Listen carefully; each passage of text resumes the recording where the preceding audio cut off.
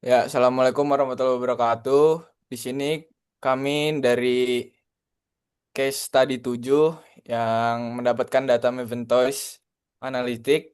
Di sini kami membuat dashboard singkat.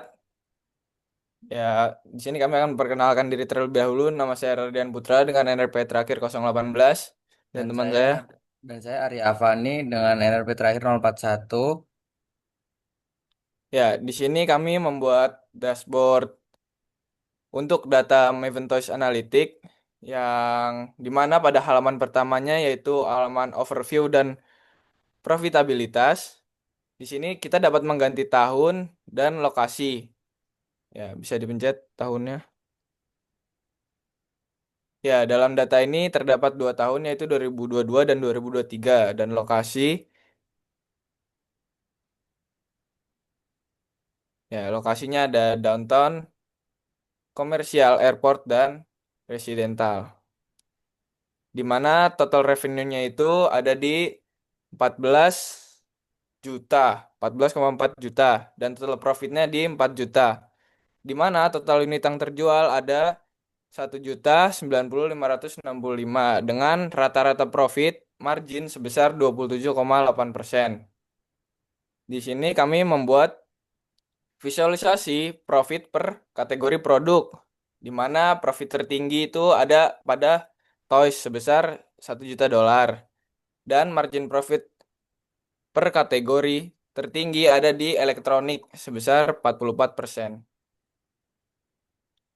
Nah, ini adalah tren revenue dan profit bulanan dari tahun 2022 Januari sampai September 2023. Ya, di sini ada visualisasi revenue per lokasi di mana yang terbesar ada di downtown sebesar 56,9% dan revenue per kota itu paling banyak kota dengan kontribusi tertinggi itu adalah Ciudad de Mexico dan revenue profit per kuartal di mana di sini kita membuat tren kuartalan 2022 versus 2023 terdapat paling tinggi di Q2 2023 dengan revenue sebesar 2,5 hampir 2,5 juta. Ya, di sini adalah ada diagnostic insight dan top 15 produk berdasarkan profitnya. Ya, selanjutnya akan dilanjut oleh Bung Arya. Oke, baik. Eh, Selanjutnya akan saya jelaskan di sini yaitu ada inventory dan stock out analysis. Itu nilai inventory yang terikat, toko mana yang mengalami stock out dan berapa potensi kehilangan penjualan. Di sini ada kategori yang mana isinya yaitu art, craft, elektronik, games, sport, outdoor, dan toys. Kemudian threshold yang mana kritis 7 hari atau yang paling rendah 30 hari. Oke. Nah, di sini em, nilai inventory yaitu 300.000 dolar dengan kombinasi stock out yaitu 77 barang. Kemudian ada median days of supply yaitu rata-rata ketahanan stok itu sekitar 20 hari. Kemudian produk stok kritis yang mana kombinasi DOS itu 347 hari dikurang dari 7 hari. Kemudian ada di sini ada em, plot nilai inventory per kategori, di mana Toys mendominasi dengan eh, dana paling besar di Toys sebesar kurang lebih 99.861 ribu dolar. Kemudian ada stock out per lokasi toko, yaitu lokasi toko mana yang paling banyak stock out atau kehabisan stok, yaitu di downtown. Kemudian di bawahnya lagi ada top 10 kota yang mana nilai inventorinya distribusi paling banyak yaitu ada 10 kota yaitu ada Ciudad sampai ke Toluca dari yang 26.000 sampai 12.000. Kemudian ada distribusi days of supply yaitu sebaran ketahanan stok per store produk selama 180 hari. Ini ada 478 kombinasi Untuk batas kritisnya di sini ya. Kemudian ada selanjutnya dia bagus. Kemudian diagnostic insight di sini yaitu untuk resiko stock out terdapat 77 kombinasi store produk dengan stok habis. Color boot elektronik yaitu color boot itu paling sering stock out padahal merupakan produk profit tertinggi atau potensi kerugian signifikan. Kemudian ada ketahanan stok di sini ada median DOS yaitu 20 hari cukup baik, namun 347 kombinasi store produk memiliki DOS kurang dari 7 hari. Jadi perlu reorder segera. Kemudian ada dana terikat di inventory, kemana total 300.000 dolar terikat di inventory, yang mana Toys mendominasi nilai inventory, yaitu margin rendah, indikasi overstocking. Selanjutnya ada rekomendasi operasional, itu menerapkan reorder point otomatis saat kurang dari 17 hari, 14 hari, sorry. Kemudian ada prioritas restock elektronik, yaitu margin tinggi. Setelah itu ada kurangi overstock toys di lokasi residensial. Sini ada performa 15 toko teratas, eh, yang bisa dilihat di mana lokasi em, paling baik performanya yaitu di airport dengan ya, kurang lebih seperti ini. Kemudian dilanjut oleh downtown di setiap kota gitu. Nah, oke. Kemudian selanjutnya data pipeline akan dijelaskan oleh teman saya.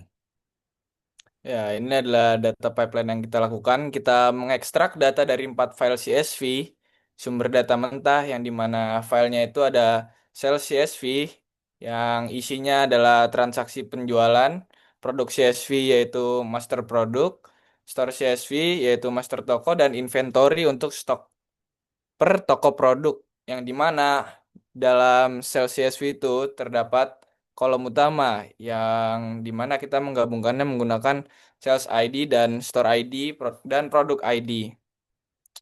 Nah, pada produk CSV ini terdapat kolom produk ID, produk name, produk kategori, produk cost, dan produk price. Pada store CSV terdapat store ID, store name, store city, store location, store open date. Dan pada inventory terdapat store ID, produk ID, dan stock on hand. Ya, di sini kita menggunakan pipeline arsitektur dari ekstraksi data, cleaning, lalu kita merge, setelah itu kita engineering, dan kita lakukan analisis dashboard.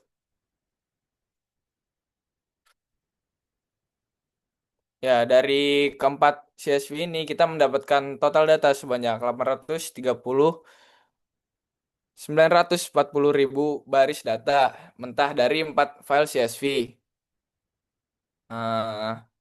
Yang dimana kita menghapus, yang pertama kita menghapus simbol dolar, yang dimana seperti ini tulisannya dari dolar 9,99 menjadi 9,99. Setelah itu kita mengkonversi tanggal dari yang dimana 2022 strip 01 strip 01 kita ubah jadi timestamp. Setelah itu kita menghandle missing, dimana kita menghilangkan nol pada semua kolom. Setelah itu kita memvalidasi tipe data, kita memastikan semua kolom itu bertipe numerik, float atau integer. Kategorikal bertipe objek. Ya, begini hasilnya kita dari data sales kita mengambil sell ID, date, store ID. Seperti tadi kita left join ke produk menggunakan produk name, kategori, cost, price. Setelah itu kita left join lagi ke menggunakan store ID dan kita merge menghasilkan 829.000 data dengan 14 kolom. Ya, ini contoh datanya seperti ini. Kita melakukan fitur engineering untuk membuat revenue, profit, year, month, quarter, year, month, in value, average daily sales, days of supply. Ya, ini ada formula-formulanya. Ya, bisa lanjut. Setelah itu kita melakukan data quality check. Ya, seperti yang tadi sudah saya katakan, kita menghilangkan null, duplikat, revenue negatif, profit negatif. Ya, ini periode datanya dari 2022 Bulan 1 tanggal 1 sampai 2023 bulan 9 itu September tanggal 30. Dengan total hari 638 hari dan total transaksi 829.000. Jumlah tokonya ada 50, jumlah produk ada 35, jumlah kotanya ada 19, dan kombinasi inventory ada 1593 dengan hasil kolom finalnya itu ada di 19 kolom. Ya, ini adalah contoh kolom finalnya. Yang mana sales ID ada 829 unit karena itu barang-barang yang terjual ya. Ini ada tanggalnya tadi ada berapa hari? Ada 638 hari. Setelah itu store-nya itu ada 50 store. Produk ID, produknya itu ada 35 dan unitnya ada 27 unit. Produk ada 35, produk kategori ada 5 dan produk kosnya ada 16 dan lain-lain ini. Ya. Setelah itu bisa dilanjut dengan teman saya. Baik, akan saya lanjut. Di sini ada tab yaitu Executive Insight. Ya, Executive Insight ini yaitu rekomendasi strategis, yaitu rangkuman temuan utama atau insight dan tindakan strategis berdasarkan pengolahan data keseluruhan Macintosh. Jadi di sini ada temuan utama dan tindakan actionable insight, yang mana yang pertama yaitu paradok profit, yaitu elektronik versus toys, di mana kategori elektronik ini memiliki rata-rata margin keuntungan tertinggi mencapai nyaris 45%, jauh melampaui yang lain. Sebaliknya kategori toys mendominasi secara absolut dalam volume penjualan dan mengikat ruang gudang mendalam, namun memiliki margin yang tergolong pas-pasan. Jadi rekomendasinya yaitu menerapkan taktik bundling, kemana menggabungkan produk toys yang lambat laku sebagai diskon paket dengan pembelian item elektronik untuk mendongkrak margin transaksi keranjang secara keseluruhan. Kemudian ada kerentanan rantai pasok, yaitu stock out, di mana pemetaan ketersediaan saat ini membaca ada puluhan toko yang telah membukukan metrik stok kosong pada kombinasi barang. Hal paling rawan adalah benda berprofil keuntungan tebal, seringkali terjual habis sebelum siklus pengiriman reguler tiba-tiba dari pemasok, memakan potensi pemasukan. Jadi rekomendasinya yaitu peringatan dini atau early warning system yang menggunakan metrik days of supply, yaitu ketahanan stok.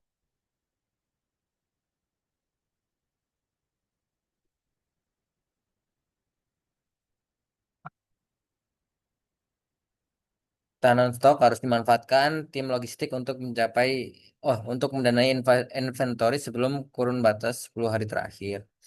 Kemudian ketiga ada dominasi lokasi, yaitu downtown dan peluang airport. Yaitu jaringan toko di luar downtown memberikan sumbangsi revenue raksasa untuk menyentuh angka 57% kurang lebih. Nah, dari total usabilitas seluruh perseroan, namun modelan margin juga menunjukkan bahwa gerai airport menghasilkan porsi per transaksi yang lebih tinggi, yang menandakan tingkat pembelian impresif spontan atau impulse buy.